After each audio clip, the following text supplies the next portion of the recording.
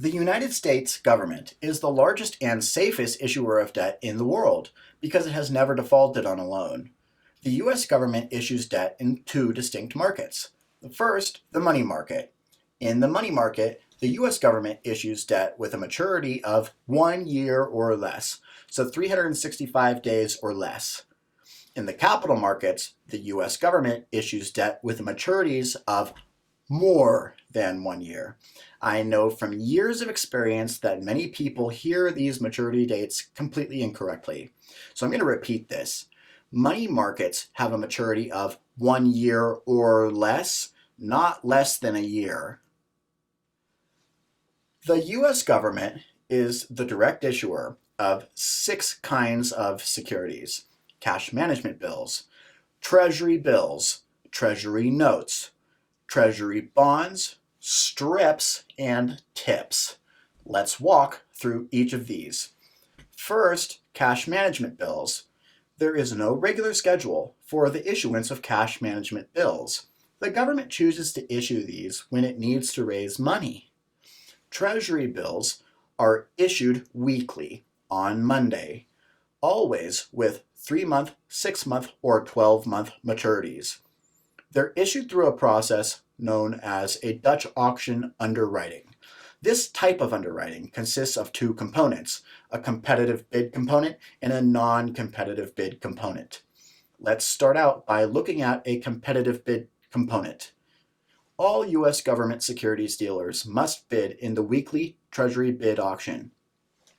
They will bid on a certain amount of the total offering up to limits set by the government. And they will bid what's known as a discount yield. That means that these securities would be issued at a slight discount to par value. And in 3-month, 6-month, or 12-month increments, they will mature at par value. So the dealers bid on the amount of the discount at which they're willing to buy these securities. The non-competitive portion are people like you and me. We submit our money through a service known as Treasury Direct, and we agree to accept the winning bid that comes from the competitive bid portion of this offering. So, as a non-competitive bidder, you don't know the discount at which you will buy these Treasury bills in advance. On Monday, the securities are issued at a discount, and part of your money is returned to you via a Treasury Direct, and you have bought the Treasury bills at a discount. Now let's look at the quote for a T-bill. Nothing better than a T-bill. As you will see from our example, we have a bid and an offer. But look at these carefully. When you look at most bids and offers for securities, the bid price is lower than the offer price. But in this case, the bid is higher than the offer. This is because this is a discount yield quote, not a price quote. Using formulas, you translate those into actual prices. Now remember, something you've learned earlier in bond basics: the higher the yield, the lower the coupon price, or the lower the price.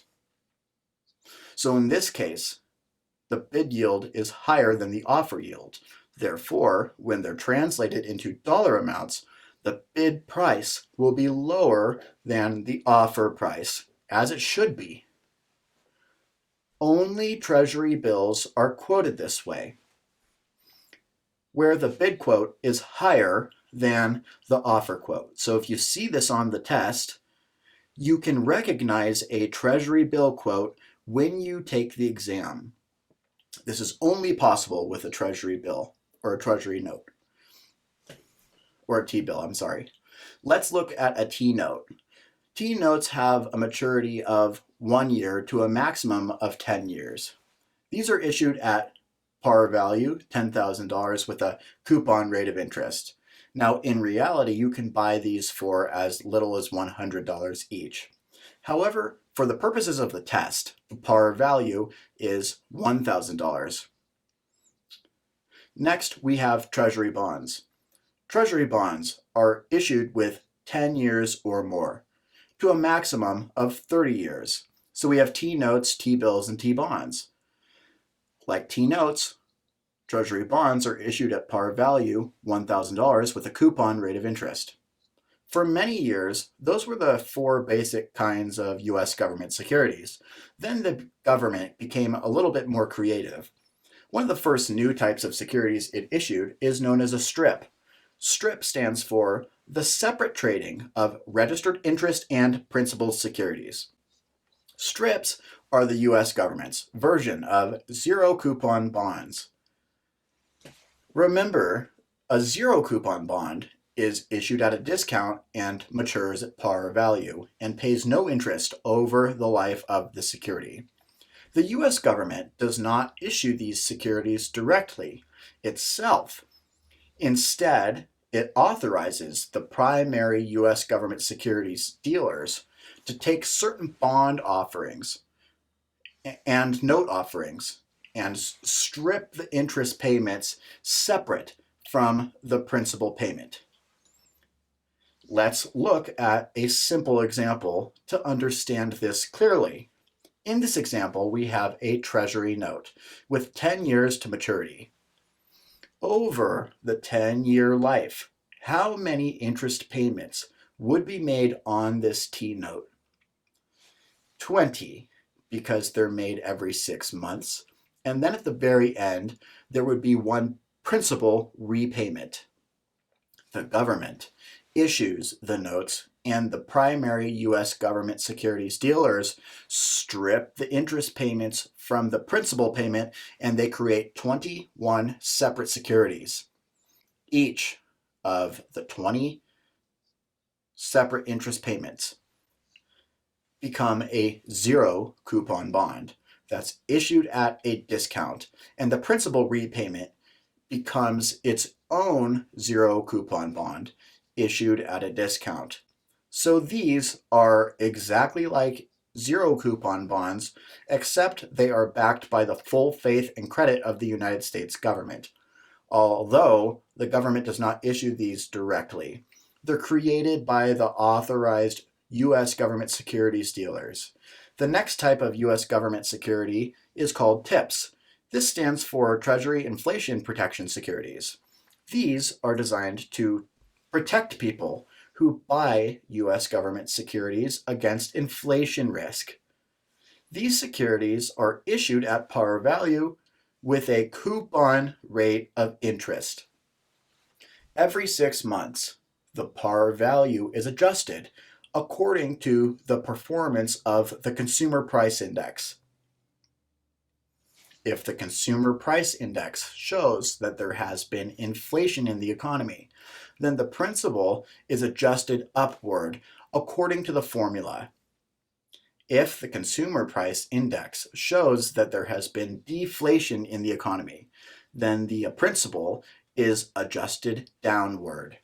Remember that your coupon payment is based on the principal of the bond. So if the principal is adjusted upward, then the next coupon payment will be higher. If you hold a tip to maturity, you will receive the greater of the inflation adjusted amount or par value. This tells you that in a deflationary situation where prices are falling and the principal is dropping below par value, you have nothing to worry about when the bond matures. Why? Because you will get back par value. These securities are currently a keen interest to American investors who are worried about inflation after this very, very unstable period of interest rates in the United States. In this section, I've covered cash management bills, treasury notes, treasury bonds, strips, and TIPS. These 6 securities are direct obligations of the U.S. government.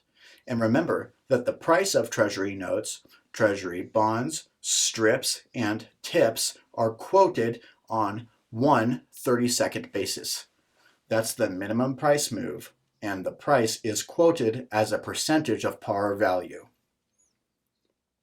So if you see a Treasury note, bond, strip, or tip quoted at 99, call in 24, that's 99 and 24 30-seconds, or $997.50.